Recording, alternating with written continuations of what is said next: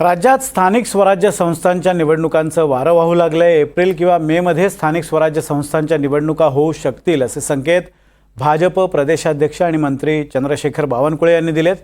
त्याचवेळी एकनाथ शिंदेंच्या आभार सभांनाही सुरुवात झाली आहे। एकनाथ शिंदे महापालिकेसाठी तयारी करतायत असं वरवर जरी दिसत असलं तरी सुद्धा एकनाथ शिंदेंचा प्लान हा मोठा आहे। मोठं लक्ष्य गाठण्यासाठी एकनाथ शिंदेंची ही तयारी सुरू आहे का अशी चर्चा त्यामुळे सुरू झाली आहे।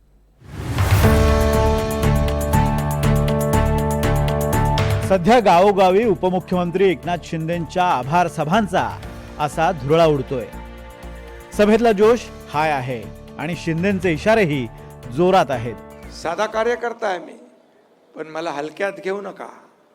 साधा आहे पण बाळासाहेबांचा कार्यकर्ता आहे, दिघे साहेबांचा आहे। मला हलक्यात घेऊ नका। ज्यांनी हलक्यात घेतलं त्यांना काय झालं माहिती आहे आपल्याला। गेले काही दिवस बैठकांना दांडी मारणारे शिंदे अचानक ऍक्टिव्ह झालेत। वरवर जरी या आभार सभा दिसत असल्या तरी शिंदेंची यामागे एक विशेष रणनीती आहे। 2029 ला भाजप स्वबळावर सत्तेत असेल असं विधान अमित शहांनी केलं होतं आणि हा इशारा गांभीर्यानं घेत पुढे मागे जर भाजपनं साथ सोडलीच तर या परिस्थितीचा सामना करण्यासाठी शिंदेंनी आतापासूनच प्लान बी आखायला सुरुवात केली आहे।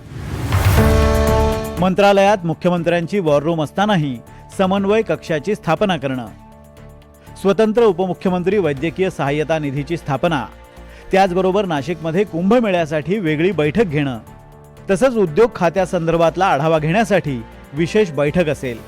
शिंदे सातत्यानं बैठका घेत आहेत, त्यामुळे शिंदे समांतर सरकार चालवतायत का असा प्रश्न विचारला जातोय। एकनाथ शिंदे एकीकडे वेगवेगळ्या बैठका घेऊन प्रशासनावर पकड मजबूत करू पाहतायत, तर दुसरीकडे राज्यभरातल्या नेत्यांना पक्षात घेऊन पक्ष संघटना बळकट करण्याचीही त्यांची रणनीती दिसते आहे। एक उदाहरण द्यायचं झालं तर कोकणातले राजन साळवी भाजपमध्ये जाणार म्हणता म्हणता अचानक शिंदेंच्या शिवसेनेत दाखल झाले। नाशिकमध्ये अनेक नगरसेवकांनी शिंदे गटात प्रवेश केलाय। पश्चिम महाराष्ट्र, मराठवाडा आणि नाशिकमध्ये भाजप विरोधात लढलेल्यांना पक्षात घेऊन बळ देण्याचा शिंदेंचा विचार आहे। शिंदेच्या शिवसेनेचं असं की एकनाथ शिंदे हे एकमेव म्हणजे तो एक खांबी तंबू आहे असल्यासारखा पक्ष आहे आणि सर्व मदार शिंदे यांच्यावर आहे आणि आता मुख्यमंत्री पद नसल्यामुळे त्यांच्याकडे वेळ आहे, तर त्या वेळेचा उपयोग करून ते पक्षाचा विस्तार करण्याच्या दृष्टीने नियोजन करताना दिसत आहेत। रोज कुठला ना कुठला तरी प्रवेश सोहळा दिसतो। काही माजी आमदारांना, काही विद्यमान आमदारांना, खासदारांना पक्षात घेण्याचे प्रयत्न सुरू आहेत आणि स्थानिक स्वराज्य संस्थांमध्ये तर त्याचा फायदा होईलच, पण दीर्घकालीन जर पक्षाची बांधणी करायची असेल दीर्घकालीन राजकारणासाठी तर हे आवश्यक आहे याची जाणीव त्यांना आहे। भाजपनं साथ सोडली तर एकनाथ शिंदेंच्या शिवसेनेचं भवितव्य काय या प्रश्नाचं उत्तर या घडीला तरी स्पष्ट दिसत नाहीये। त्यातच एकनाथ शिंदे आणि उदय सामंत यांच्यात सध्या सुप्त संघर्ष सुरू झाल्याची चर्चा आहे। अशा वेळी प्लान बी तयार ठेवणं ही शिंदेंची सगळ्यात मोठी गरज आहे। एकनाथ शिंदे उपमुख्यमंत्री असल्याने पक्ष संघटन वाढीसाठी त्यांच्याकडे पुरेसा वेळ आहे।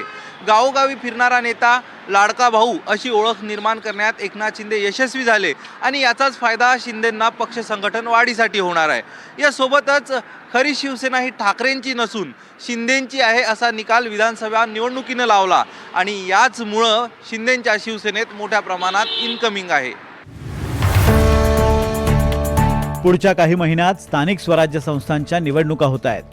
पक्ष विस्तारासाठी स्थानिक स्वराज्य संस्थांच्या निवडणुका ही चांगली संधी असते, त्यामुळे जितके दिवस रुसणारे गावी जाऊन बसणारे शिंदे अचानक ऍक्टिव्ह झालेत आणि गावोगावी फिरू लागलेत। सध्या स्थानिक स्वराज्य संस्थांवर शिंदेंचा डोळा असला तरीही खरा निशाणा शिंदेंना 2029 ला साधायचा आहे। रौनक कुकडे, NDTV मराठी, मुंबई।